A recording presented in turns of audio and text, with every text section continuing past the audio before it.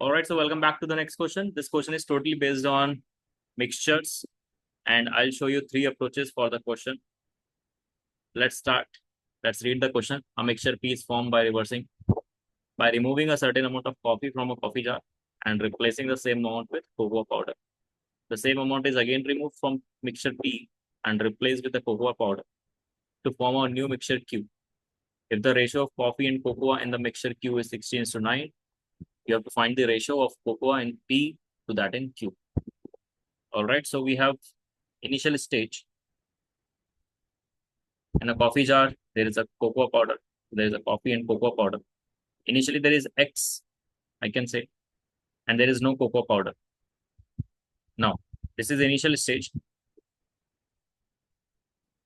You are removing some amount of coffee and you are replacing it with cocoa powder. This is our mixture P. The mixture P is X minus A and A. So the ratio here is, this is the ratio between them.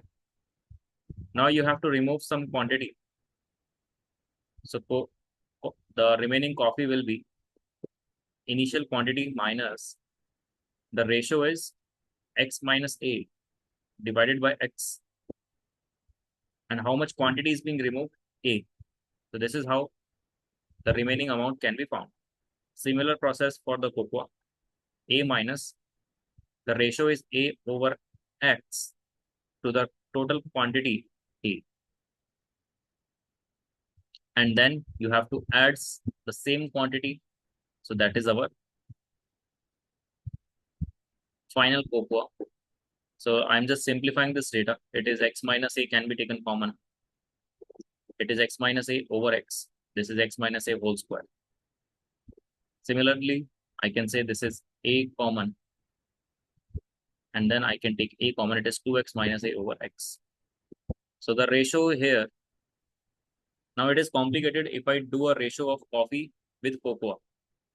Yes, because it is quite complicated. So I'm doing the ratio of coffee with the total quantity, because total quantity will remain same. You are removing the same amount, you are adding the same amount. So total quantity will remain same.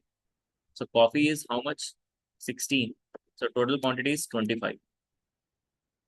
Now the coffee is this much, and this is the total quantity X. Yes, because initially this is X quantity. So the final quantity will remain same. So this, I can see it is a perfect square. Square root on both sides.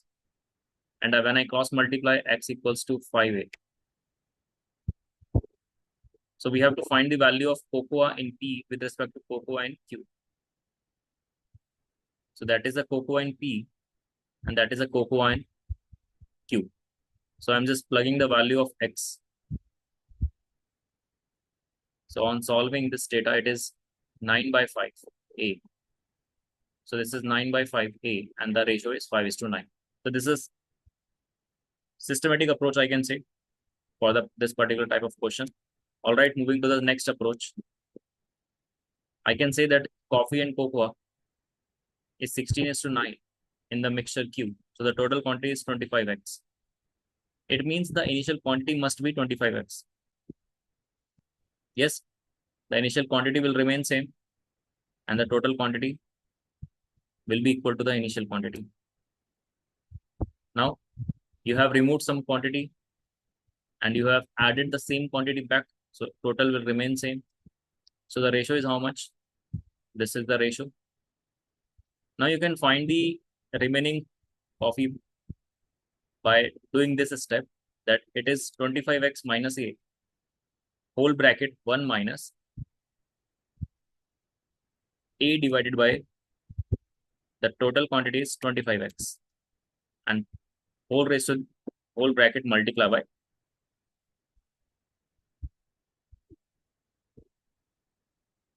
And this is the same value here and then added A. So the total quantity will remain same here.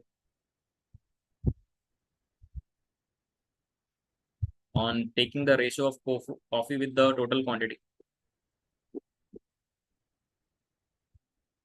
it would be 16:25. square root on both sides, you will again get the same relation back. So you got the same answer. The P has 5x and the Q has 9x. So I don't think that this approach or the earlier approach is any of so much difference. But yeah, it is up to you. The next approach is hit and try approach. I am satisfying the options. This is given to us.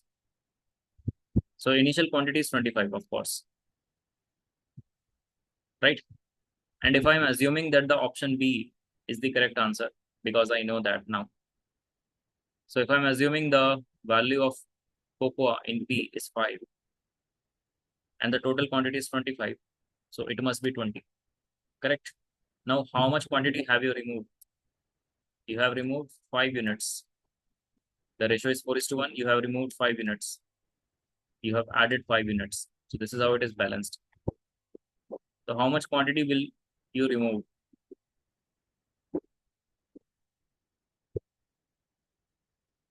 See, the quantity taken out is 5 liters. So this is 4 liters and this must be 1 liter. So 4 liters subtracted, it is 16. 1 liter subtracted, it is 4. But you have to again add the same quantity back. So when you add 4, it would be 9 liters. So that is how you can verify the option. So yeah, I hope this approach is clear to you. You can satisfy the option in such type of question. And this is the technique you can use to solve any this type of category. So I hope this is clear to you and we'll see you in the next video. Bye-bye.